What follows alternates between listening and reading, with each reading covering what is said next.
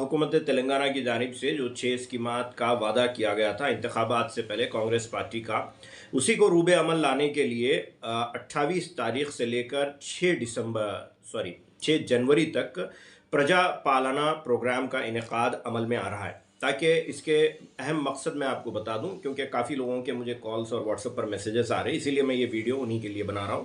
और एक बात की मैं वजाहत कर दूं कि ये मेरा कोई बयान हुकूमत की जानिब से नहीं है और ना कांग्रेस पार्टी की जानिब से। बहैसियत सोशल एक्टिविस्ट, समाजी जहदकार, जो मैं 20 साल से जो अपना काम करते आया हूँ, ये उसी की कड़ी के तहत है।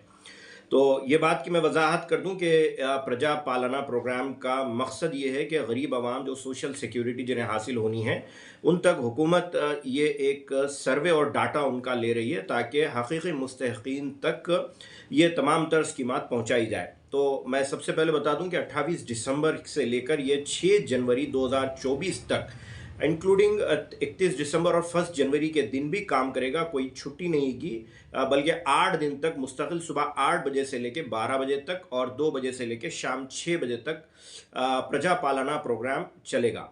वार्ड सभा में वार्ड लेवल पर जीएचएमसी लिमिट्स या जहाँ पर भी म्यूनसिपैलिटीज़ है वहाँ पर चलेगा। माँ बाकी जहाँ पर भी म्यूनसिपैलिटीज़ नहीं है वहाँ पर पंचायत लेवल पर यह प्रोग्राम चलेगा। इस सिलसिले में तमाम तर ज़िला के कलेक्टर्स को अहकामात जारी कर दिए गए और म्यूनसिपल कमिश्नर्स को भी अहकामात जारी कर दिए गए हैं कि वो एलिजिबल जो भी एप्लीकेशंस है, जिसमें महालक्ष्मी है, इंदिरम्मा इल्लू है, गृह ज्योति है, चयुता है, ये स्कीमात तक लोगों को पहुँचाने के लिए सही डाटा और सही उन तक तमाम तर चीज़ें पहुंचाई जा सके। इस सिलसिले में municipal, revenue, civil supplies, health, education, electricity department, इन तमाम तर लोगों की टीमें तश्कील दी गई है। इस सिलसिले में मैं बता दूं कि एक जनरल काउंटर के अलावा ख़ास तौर पर 3 काउंटर का तस्करा किया गया है जो लगाने के लिए है। इसमें फिजिकली हैंडीकैप और ओल्ड एज लोगों के लिए, ख़वातीन के लिए अलग से काउंटर रहेंगे और ख़ास तौर पर ये स्लम एरियाज़ के अंदर ये काउंटर्स लगाए जाएंगे, हर वार्ड के स्लम एरियाज़ के अंदर। इसमें ख़ास जिम्मेदारी तमाम तर सोशल वर्कर्स की है, कांग्रेस पार्टी के वर्कर्स की है या फिर दीगर जो भी सियासी जमात से लोग वाबस्ता हैं, उनकी जिम्मेदारी है कि गरीबों तक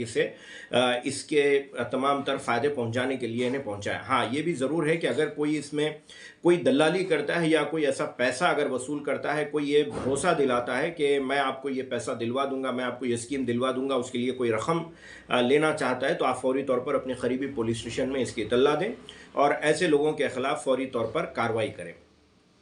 ये बात की मैं वजाहत कर दूं कि ये जो तमाम तर फॉर्म्स दिए जाएंगे और फॉर्म्स आपके फिल करने के बाद जो लिए जाएंगे, इसका राशन कार्ड से या राशन कार्ड के काम से इसका कोई ताल्लुक नहीं है। ये सिर्फ और सिर्फ महालक्ष्मी, जिसमें ख़वातीन को माहाना 2500 रुपये देने का वादा किया गया था, उस सिलसिले में एलपीजी सिलेंडर 500 रुपये में जो फराहम करने के लिए जो दिया गया था, ये फॉर्म उससे रिलेटेड है। इंदिरम्मा इल्लू के तहत जो भी तेलंगाना के जहदकार रहे हैं उनके लिए 250 गज की हाउस साइट देने का जो वादा किया गया था इंदिरम्मा इल्लू के नाम पर, या फिर जिन्हें मकाना जिनके पास नहीं है ये उनके लिए लिया जा रहा है, या फिर हाउस कंस्ट्रक्शन के लिए जिनकी मदद करने की बात की गई, ये फॉर्म उन्हीं के लिए लिया जा रहा है। गृह ज्योति के तहत 200 यूनिट फ्री इलेक्ट्रिसिटी बात की गई थी, उसे फराहम करने के लिए ये फॉर्म लिया जा रहा है। चौथा, पेंशन के सिलसिले में जो कि 4000 रुपये का वादा किया गया था और पीडब्ल्यूडी यानी फिजिकली हैंडीकैप वगैरह के लिए 6000 रुपये की बात की गई थी। राजीव आरोग्य श्री के तहत गरीबों को 10 लाख रुपए की सेहत के लिए इंश्योरेंस की जो बात की गई थी, ये उसी के लिए, यानी 4 स्कीमात, महालक्ष्मी, इंदिरम्मा इल्लू, गृह ज्योति और चयुता, इसके लिए ही ये फॉर्म लिए जा रहे हैं। ये राशन कार्ड से इन फॉर्मों का कोई ताल्लुक नहीं है। कोई भी पुराना राशन कार्ड अभी तक मनसूख नहीं किया गया है, ना नए राशन कार्ड के लिए लिया गया है। बाज़ एमएलएस की जानिब से गलत वीडियो जारी किए गए हैं जिसमें बताया गया है कि आपको इनकम सर्टिफिकेट बनाना पड़ेगा, जिसकी वजह से आवाम में बेचैनी पाई जाती है। मी सेवा सेंटर्स और मंडर पर लोग भाग रहे हैं कि बगैर राशन कार्ड के इनकम सर्टिफिकेट बनता नहीं है, और जिसके बाद राशन कार्ड नहीं है वो राशन कार्ड बनाने के लिए इनकम कहाँ से लाए, सर्टिफिकेट कहाँ से लाए। ये एक कन्फ्यूजन कुछ एमएलएस की तरफ से पैदा किया गया, लिहाजा मैं वजाहत करना चाहता हूँ कि यहाँ पर ये राशन कार्ड के लिए बिल्कुल नहीं है। सिर्फ और सिर्फ आपको जो चीज़ें इन फॉर्म्स के साथ देनी है उसकी भी मैं वजाहत कर दूँ। पहली बात यह है कि फॉर्म अभी तेलुगु में रिलीज़ हुआ है, हम इस बात की उम्मीद रखते हैं कि इंग्लिश और उर्दू का भी फॉर्म आपको हासिल हो जाए। इस सिलसिले में हेड ऑफ द फैमिली की फॉर्म के ऊपर फ़ोटो की ज़रूरत पड़ेगी। इसके साथ साथ जो भी हेड ऑफ द फैमिली है चाहे वो शौहर हो या बीवी हो। बेहतर ये है कि जितनी भी हमारे पास स्कीमात आती हैं, ये जो भी आती है, head of the family women को पाया जाता है, ख़वातीन को पाया जाता है। और चूँकि ख़वातीन के अकाउंट में 2,500 रुपये आएँगे, तो लिहाज़ा और गैस के ऊपर भी मैक्सिमम ख़वातीन पाई जाती है, तो मैं आपसे ये कहूँगा कि ख़वातीन की फ़ोटो एक लगाएँ, उसके ऊपर आपके पास राशन कार्ड अवेलेबल है तो फॉर्म के ऊपर राशन कार्ड का नंबर लिखिए, अगर नहीं है तो कोई बात नहीं, आप आधार का नंबर इसके ऊपर मेंशन कीजिए, मोबाइल नंबर मेंशन कीजिए, और मोबाइल नंबर ऐसा मेंशन कीजिए जिसकी आपकी तमाम तर बैंक के साथ या गैस के साथ, सबके साथ, आपके बैंक अकाउंट के साथ ये इंटरलिंक्ड आपका अगर मोबाइल नंबर होगा तो सबसे बेहतर काम होगा। वरना फिर बाद में आपको इंटरलिंकिंग वगैरह, क्योंकि तमाम तर जो भी स्कीमात आती है ये Aadhaar enabled, mobile phone enabled, interlinked स्कीमात होती है। अगर कहीं पर भी कनेक्शन आपका अगर राब्ता नहीं रहेगा अकाउंट्स या नंबर के अंदर, तो आगे चल के आपको प्रॉब्लम हो सकता है।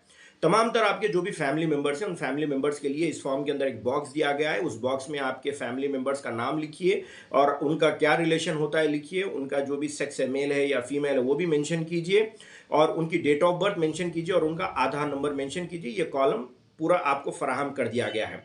इसके साथ साथ आपका कंप्लीट एड्रेस लिखिए, आपका जो भी गांव है या शहर है या बस्ती है, जो भी वार्ड है या जो भी जिला है, या तमाम तर चीज़ें इसके अंदर मेंशन कीजिए। उसके बाद सेकंड पेज के ऊपर ही आपको ये चीज़ फराहम की गई है जिसमें बताया गया है कि आपको क्या आप एलिजिबल मानते हैं अपने आप को, जो 2,500 रुपये का है या 500 रुपये गैस। अगर 500 रुपये गैस की बात की जा रही है तो उसमें आपका गैस का कनेक्शन नंबर, आपकी गैस की एजेंसी का नंबर और जो भी उनके कॉन्टैक्ट वगैरह है वो फॉर्म के अंदर मेंशन कीजिए। रैतू भरोसा के लिए जो फॉर्म के अंदर जो सेकंड पॉइंट रैतु भरोसा पथगम यानी रैतु भरोसा स्कीम की जो बात की गई, उसमें 15,000 रुपये देने की बात की गई। उसमें जो भी किसान लोग हैं अपने किसान से रिलेटेड उनके जो भी डिटेल है इसके अंदर मेंशन कीजिए। इंदिरम्मा इल्लू के सिलसिले में भी डिटेल दी गई है, वो भी उसके अंदर आप तमाम तर अपनी डिटेल्स मेंशन कीजिए। 200 यूनिट इलेक्ट्रिसिटी की जो बात की गई है उसके अंदर भी तमाम तर तफसीलात, आपका जो भी कंज्यूमर नंबर वगैरह है वो भी उसके अंदर मेंशन कीजिए। अगर दिव्यांग वगैरह है या फिजिकली हैंडीकैप या ओल्ड एज है तो आपकी तमाम तर डिटेल इसके अंदर मेंशन कीजिए। ये फॉर्म आपको किसी भी निजी सेवा सेंटर पर ले जाना नहीं है, कहीं पर भी ले जाना नहीं है। ये फॉर्म आपके पास आपके वार्ड में काउंटर लगेगा, टीमें तश्कील दी जाएगी। हो सकता है कि टीम आपके घर तक आए, अगर नहीं आती है तो मालूम कर लें कि ये फॉर्म्स कहाँ पर लिए जा रहे हैं, वहाँ पर ले जाकर फॉर्म दीजिए, और इस फॉर्म के साथ एक एक्नॉलेजमेंट भी आपको मिलेगा। वो एक्नॉलेजमेंट आप उठा कर रखिए। मैं फॉर्म फलां लीडर को दे दिया, मैं फलां फॉर्म को ब्रोकर को दे दिया, मैं उसको दे दिया, मेरे पास नहीं है, उसने उठा कर रख लिया, कोई 10,000 मांग रहा है, ऐसे धंधे नहीं होने वाले हैं। आप सीधा सीधा फॉर्म अपने हाथ से दीजिए। फॉर्म देने के बाद आपका फॉर्म वहीं पर चेक किया जाएगा, उसके साथ आपको एक्नॉलेजमेंट भी दिया जाएगा। वो एक्नॉलेजमेंट आप हासिल कर लीजिए और अपने पास रखिए। तमाम तर चीज़ें ऑनलाइन हो जाएगी, आप ऑनलाइन के ऊपर जाकर अपने एप्लीकेशन को ट्रैक भी कर सकते हैं। इसके ऊपर तमाम तर ग्राउंड लेवल पर इसका तफसीलात हासिल की जाएगी। उसके बाद जो भी एलिजिबल रहेगा उन एलिजिबल लोगों को तमाम तर स्कीमात फराहम की जाएगी। इस तरह का जो गाइडलाइंस वगैरह जो आए हैं, वो जो मैंने पढ़े हैं, जो मैंने समझे हैं, मेरे हद तक मैं आपको बता रहा हूँ। आगे आप मुझसे और अच्छा जानते हैं तो आप इस बात को और दूसरों तक पहुँचाइए ताकि लोगों को फ़ायदा हो।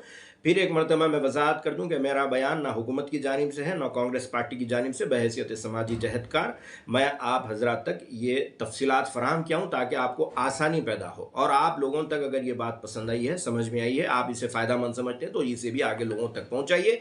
जज़ाकल्लाहु खैर। अस्सलामु अलैकुम व रहमतुल्लाहि व बरकातुहू।